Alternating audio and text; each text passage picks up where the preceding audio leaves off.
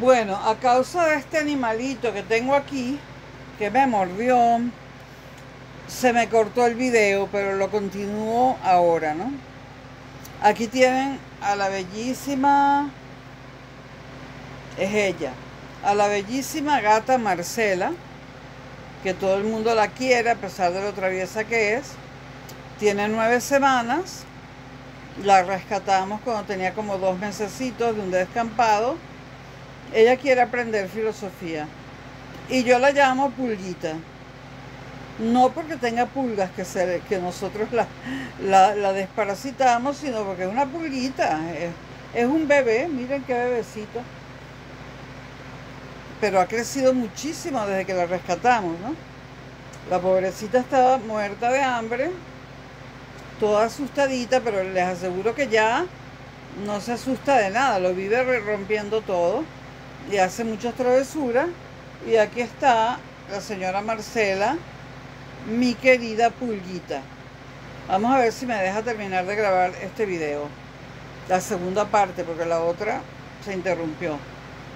Bueno, Pulguita, ¿vas a dejar de morder los cables? Dile, ¿vas a dejar de morder los cables? Di sí. Dijo que sí. Bueno, para el sofá, para el otro sofá. No, Pulguita. Ay, ahora está en posición de caza con Z. Aquí no hay nada que cazar, aquí hay filosofía. Come on, come on. La cartera, agarra la cartera, que no es mía. Anda, destruye la cartera de Vanessa y déjame en paz. Bueno, sigamos. Estaba hablando yo de Hobbes. Bueno, estoy toda mordida, dañada. Que todo sea por los animalitos. Ay, ver. Ay, no. Al router no. Ah, ok, al árbol, fue al árbol. Destruye el árbol, destrúyelo. Bueno, hablábamos de Hobbes, ¿no? Hobbes decía, voy a repetir un poquito de lo que dije en el video anterior que se cortó debido a la gata Marcela. Hobbes decía que había recursos limitados, lo cual obligaba a competir. Y que el hombre era el lobo de los otros hombres. El hombre es el lobo del hombre. El Estado, para Hobbes, el Leviatán, existía para reprimir la naturaleza competitiva del ser humano, para que haya paz y no guerra, porque en estado de guerra no se puede hacer nada, no florece el arte, ni la literatura, ni la filosofía, ni florece la ciencia. Este es un estado en el que no podemos vivir. Entonces, para Hobbes el Estado es necesario y es necesario reprimir un poco las libertades del ser humano para poder vivir en paz. Porque solo en paz podemos hacer cosas. En el Leviatán, el libro de Hobbes, el Estado pasa del estado natural, quizás como lo concebía Rousseau, al estado civil. En el Leviatán ya no somos personas, sino nos constituimos en sociedades, en sociedad. En el Leviatán, Hobbes propone formas de absolutismo político para controlar a los seres humanos. Una voz única. Hobbes habla de una voz única, coercitiva, que se impone sobre la diversidad de intereses, etc. Y luego está el soberano, que representa la voluntad general, no de una multitud amorosa, sino de la mortificación del antagonismo. ¿Qué quiere decir Hobbes con la mortificación del antagonismo? Que somos antagonistas por nacimiento, competitivos por nacimiento, y eso hay que mortificarlo mediante la coerción, porque competencia, si bien es buena para muchas cosas, llevada al extremo, hace imposible que todo el mundo pueda vivir en paz. Los recursos quedarían en manos de los más fuertes. Y bueno, hay muchas clases, hay muchas maneras de ser el más fuerte, ¿no? No estamos hablando de la época de las cavernas, ¿no?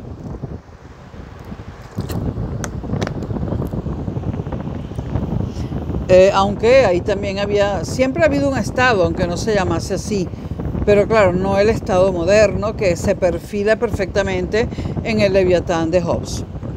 Un libro difícil, pero muy, muy interesante. Repito, el estado, en el Leviatán, que es el estado para Hobbes, el estado natural es reemplazado por el estado civil, nos constituimos en sociedad, se proponen formas de absolutismo político para controlar a los seres humanos y hay una voz única, la voz del Estado, que es coercitiva. Ay, me araña, que se impone sobre la diversidad de intereses, etcétera, que tienen los seres humanos. Es decir, no vamos a borrar. Hobbes no pretende unificar a los seres humanos en un solo tipo de ser humano, sino controlar un poco la diversidad de intereses de los seres humanos para que haya armonía y para que todos podamos convivir, ¿no? Esa voz única es una idea importante del Leviatán de Hobbes y el hecho de que sea coercitiva es importantísimo. No solamente es una voz única, sino que es una voz única y coercitiva. Y el soberano es la voluntad general y es el Estado. Pero no es la voluntad general de una multitud amorosa, sino de la mortificación del antagonismo. ¿Qué quiere decir Hobbes con mortificación del antagonismo? Cuando uno mortifica algo es que lo impide, en cierta forma. Entonces los hombres entre sí siempre están enfrentados por el poder, por una mujer, por un hombre, por objetos, etcétera, por cargos, por bienes. Entonces hay que mortificar un poco ese antagonismo. Hay que hacer que el hombre no sea tan antagónico para poder vivir en armonía. El que le interese, le aconsejo leer el Leviatán de Hobbes. Libro difícil, pero interesante. Vamos a hablar un poco de Locke ahora, ¿no? Locke se pregunta si hay que arraigar el conocimiento en la realidad. Y se pregunta por el sentido de lo correcto, Locke.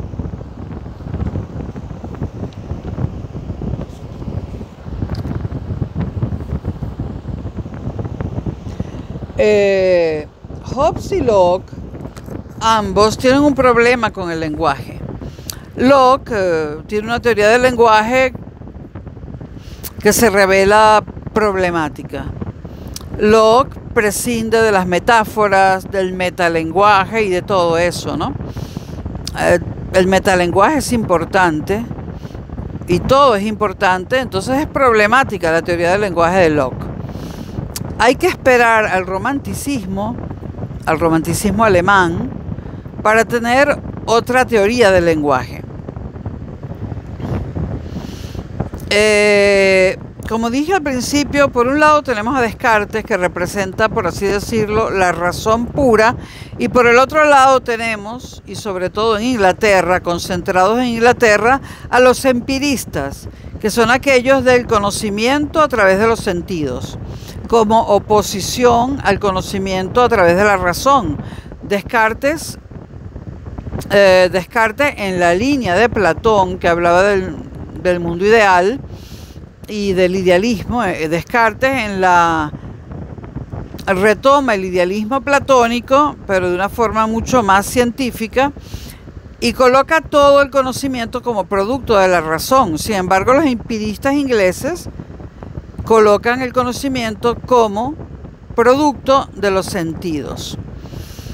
El empirismo, y repito que se da en Inglaterra y no en el continente, rechaza las ideas innatas, que bueno, eso es una locura, pero las rechaza en ese momento. Y dice que no existe un conocimiento o contenido previo en la cabeza. Es decir, para los empíricos ingleses, que fueron los primeros empíricos, nacíamos con la cabeza vacía. No para Descartes, pero para los empiristas sí. Los empiristas critican la teoría del Estado. Critican a Hobbes. Critican al hombre, la idea de que el hombre es competitivo, de que hay un lobo entre lobos. Critica la idea de una necesidad, de un contrato social, o mejor dicho, critican la necesidad, están criticando a Hobbes, los empiristas ingleses. Entonces critican, repito, al hombre, la idea de que el hombre es competitivo. Ellos piensan que no. Critican la idea nuevamente de Hobbes de que el hombre es el lobo de los otros hombres, de que el hombre es un lobo entre hombres. Critican la necesidad de un contrato civil esbozada por Hobbes, pero se quedan con la idea del contrato social, que es una idea de Rousseau. El Estado como aparato de control. Esto implica el Estado como aparato de control, que de hecho lo es hoy en día, y lo está haciendo ahora que hay una guerra en Ucrania y que se nos ha quitado el derecho a la información. De hecho, no podemos sintonizar ninguna radio rusa, ninguna televisión rusa, etc. El Estado como aparato de control implica para Hobbes la posibilidad de una vida civil, es decir, lo opuesto a la guerra permanente. Y para Hobbes eso es una preocupación burguesa, porque el burgués quiere paz para desarrollar sus proyectos. El Leviatán de Hobbes justifica formas de gobierno autocráticas.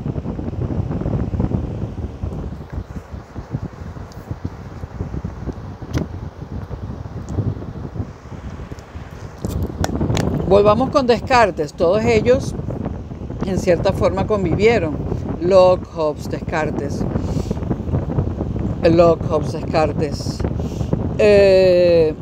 Descartes, respecto a la idea de infinito, dice lo siguiente: somos seres limitados. Qué duda cabe, ¿no? No podemos pensar ninguna cosa que trascienda nuestra ontología. En eso estoy de acuerdo con Descartes. El ser humano solamente puede ser capaz de obtener conocimiento humano. Todo el conocimiento que tenemos es humano. El conocimiento divino en general, no estoy hablando de ningún Dios en particular, ni estoy hablando de ser creyente, estoy hablando de la palabra Dios como la fuerza reguladora del mundo, aquella cosa, energía o lo que sea que lo ha creado todo, o como ustedes lo quieran ver. Para Descartes, el ser humano es limitado y todo el conocimiento que puede adquirir es conocimiento humano. El conocimiento divino está reservado a los dioses, la palabra lo dice, conocimiento divino. En ese punto estoy de acuerdo con Descartes. Repito la frase de Descartes: no podemos pensar ninguna cosa que trascienda nuestra ontología. Evidentemente. Es como decir, uno hace lo que puede y es imposible que uno haga más de lo que pueda, aunque parezca una verdad de perogrullo. Y repito a Descartes nuevamente: no podemos pensar ninguna cosa que trascienda nuestra ontología. La idea de infinito la metió Dios en nuestra cabeza, pero nosotros no somos infinitos. Aparecen de forma inmediata a la conciencia, sin embargo, dice Descartes, las ideas innatas, que también yo lo creo y lo he vivido. Las ideas innatas aparecen de forma inmediata a la conciencia. Cuando digo que las he vivido me refiero a las matemáticas, por ejemplo. Descartes, para el asunto del infinito, utiliza a Dios como dispositivo. Es decir, Descartes, para poder cuadrar, cerrar su obra, no tiene más remedio que recurrir a Dios, sea Dios lo que sea. Entonces utiliza a Dios como dispositivo y Dios le mete ciertas ideas. Yo desde Descartes les recomendaría no que leyeran el discurso del método, sino las meditaciones metafísicas. Línea por línea, hasta llegar a la tercera, que hay que leerla varias veces porque es clave en la historia de la filosofía, donde aparece el cogito ergo sum. Cogito en latín no significa solamente pensar, muy alegremente se traduce como pienso, luego existo. No. Cogito se puede traducir como pensar, amar, desear, escribir, disfrutar, es decir, todos los verbos, ¿no? El cogito de Descartes implica todos los verbos de los que puede el hombre ser primera persona. Actuar en primera persona, y dice cogito, o sea, el hombre actúa en primera persona, por lo tanto existe. Ahora, cogito ergo sum, hay todo un debate desde que Descartes escribió y publicó las meditaciones metafísicas. Y el debate ¿es el cogito una deducción o una inferencia? Luego, los religiosos de hoy en día se les ha ocurrido la locura de decir que el cogito es una revelación. No hago comentarios al respecto, ¿no?